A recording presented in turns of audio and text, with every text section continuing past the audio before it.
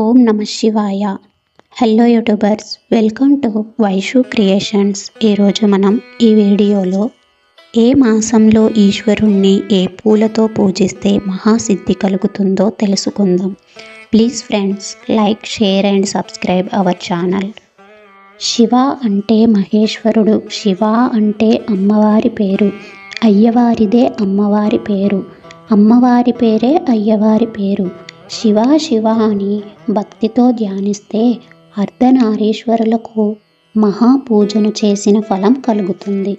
శంకరుడు, బోళా శంకరుడు కొద్దిపాటి నీటిని సమర్పించిన అల్పుణ్ణి కూడా ఇంద్రుణ్ణి చేస్తాడు. అలాంటిది గంధ పుష్పాలతో పూజిస్తే శివుడు ఏమి ఇస్తాడో, ఎలా అనుగ్రహిస్తాడో చెప్పుట ఎవరి తరము. మహాజూదరి అయిన బలిచక్రవర్తి శివుడికి గంధ పుష్పాలిచ్చే అంతటి వాడయ్యాడు. భక్తికి భుక్తికి, ముక్తికి ముక్తి ఇచ్చువాడు శివుడేనని కేదారఖండం కూడా సెలవిస్తుంది. మహేశ్వర ఖండంలో లోమశుడు సదాశివుని వేటితో పూజిస్తే మహావరాలు కలుగుతాయో చెప్పాడు. పత్రముల చేత, పుష్పముల చేత, స్వచ్ఛమైన నది, బావి జలాల చేత, ఇంకా కరవీరములు అనగా గన్నేరు పూల చేత పూజించి శివప్రీతి పొందాలి. గన్నేరు పూల కంటే అర్క పుష్పములు మేలైనవి. ఇవి కరవీరములన్నకన్నా 10 రెట్టింపు ఫలాన్ని ఇస్తాయని సెలవిచ్చాడు. మహా కష్టాలు, బాధలు పడుతున్నవారు శివాలయానికి 3 పూటలా వెళ్ళి భేరీ నాదాలు వినుట వల్ల సకల కష్టాలు తీరతాయి. శివారాధన సమయంలో మాట్లాడుకోకూడదు. ఐహికమైన విషయాల గూర్చి ఆలోచిస్తూ లేదా మాట్లాడుతూ చేసిన పూజలు, అభిషేకాలు 1,00,000 జిల్లేడులు పెట్టి పూజించిన శూన్యమైన ఫలితాలనే ఇస్తాయి. మహాధన సంపదలను ఆశించేవారు, వైభోగాలను కోరుకునేవారు చైత్రమాసంలో దర్భపూలతో పూజించాలి. పుణ్యఫలం కోసం, కుటుంబ ఉన్నతి కోసం వైశాఖ మాసం మందార పూలతో, కుదిరితే తెల్ల మందారాలతో పూజించాలి. వృద్ధాప్యంలో ఎలాంటి అనారోగ్యాలు కలగకుండా ఉండటం కోసం ఆ శివుణ్ణి తామర పూలతో పూజించాలి. కొత్తగా పెళ్ళైన వారు అన్యోన్య దాంపత్యం కోసం తొడిమల గల పూలతో పూజించాలి. లక్ష్మీప్రదమైన శ్రావణ మాసంలో గన్నేరు పూలతో శివుణ్ణి పూజిస్తే ఆస్తి హక్కు, అధికార హక్కు లభిస్తుంది. భాద్రపద మాసంలో ఉత్తరేణి పూలతో పూజించడం వల్ల సకల దుఃఖాల నుంచి, సమస్యల నుంచి విముక్తి పొందుతారు.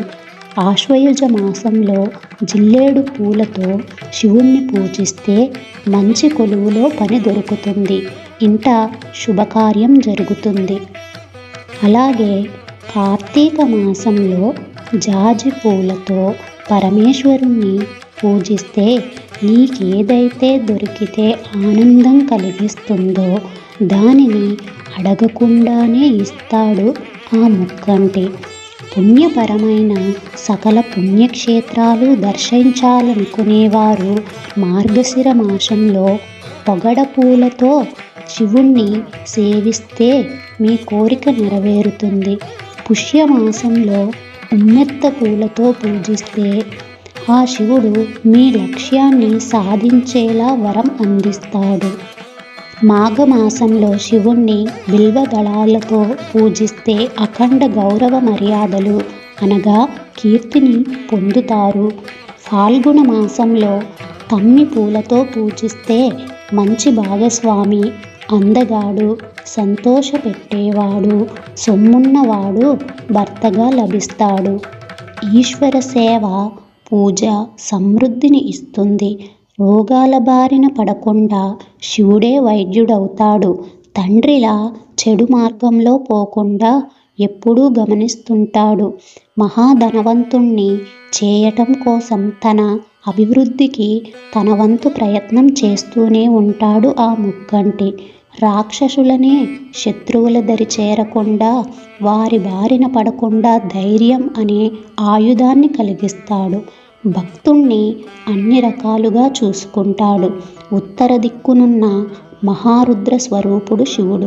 చైత్ర మాసంలో వట్టివేళ్లతోనూ, వైశాఖ మాసంలో నేతిలోనూ, జ్యేష్ఠ మాసంలో పెరుగుతోనూ, ఆషాఢ మాసంలో గుగ్గిలంతోనూ, శ్రావణ మాసంలో గన్నేరు పూలతోనూ, భాద్రపద మాసంలో ఉత్తరేణితోనూ, ఆశ్వయుజ మాసంలో జిల్లేడు పూలతోనూ, కార్తీక మాసంలో పాలతోనూ, మార్గశిర మాసంలో పొగడ పూలతోనూ, పుష్యమాసంలో ఉమ్మెత్త పూలతోనూ, మాఘమాసంలో బిల్వదళాలతోనూ, ఫాల్గుణ మాసంలో సుగంధ జలాలతోనూ స్వామిని పూజించాలి. అలా పూజించడం ఎంతో శుభప్రదమని శాస్త్రం సెలవిస్తుంది. Thanks for watching.